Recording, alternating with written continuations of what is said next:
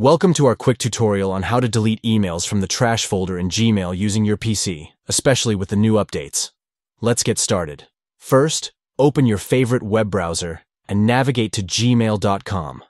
If you're not already signed in, enter your credentials to access your inbox. Next, look for the trash folder.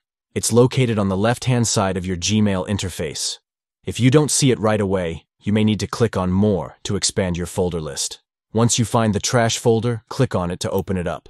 Now that you're in the trash, you'll see all the emails you've previously deleted. Scroll through the list to find the email you want to delete permanently. Once you locate that email, simply click on the checkbox next to it to select it. With your email selected, look for the option that says Delete Forever. This button is usually located at the top of the page, often depicted as a trash can icon with the phrase, Delete Forever. Click on that, and just like that, the email will be permanently removed from your trash. And there you have it.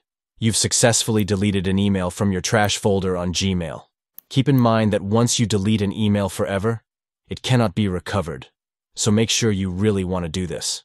Thank you for watching. If you found this tutorial helpful, don't forget to like and subscribe for more tech tips and tricks. Happy emailing!